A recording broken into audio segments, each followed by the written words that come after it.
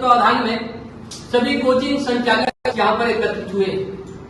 लखनऊ में 22 जून 2026 के दिन एक अत्यंत ही दुखद घटना हो गई, जिसमें हमारे शहर के अन्य बाहर के कुछ बच्चे उन्हें अपने जीवन से हाथ धोना पड़ गया, जिसकी कमी ये रही कि वहां पे एग्जिट की व्यवस्था नहीं थी। इसलिए हम सभी अत्यंत ही दुखी हैं।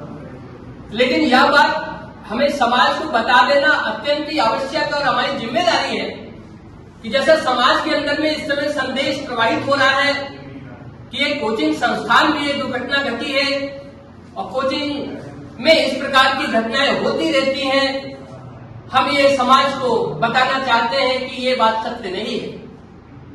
वो कोचिंग संस्थान नहीं था, वहां पे कार्य हो रहा था।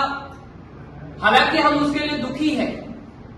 इस बात की आड़ लेकर अभी लगातार हमारे संस्थानों पर फायर ब्रिगेड, पुलिस और एनडीए के अधिकारी पहुंचकर बिना कोई बातचीत किए कोचिंग को सील कर दे रहे हैं। यहां तक कि तमाम लोगों ने कोचिंग बंद कर दी, तमाम लोगों ने बच्चों की छुट्टी कर दी।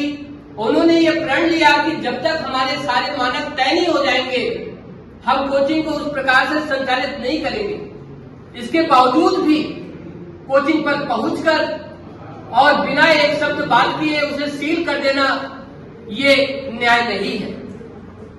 हम सभी बस यही प्रार्थना करना चाहते हैं कि कोचिंग जो कि एक गैदरिंग का स्थान है, उसी प्रकार से तमाम ऐसे संस्थान चलते हैं जो गैदरिंग के स्थान होते हैं, और कुछ समय मिलना चाहिए, क्योंकि रातों रात कोई विषय नहीं हो सकता है। उसके लिए समय मिलना चाहिए, गाइडलाइन आनी चाहिए, और समय मिलकर ही हम सभी कोचिंग संचालक उसके लिए जागरूक हैं और उस विषय के लिए दुखी है। लेकिन समाज को बताना हमारी जिम्मेदारी है कि ये घटना कोचिंग पे नहीं हुई।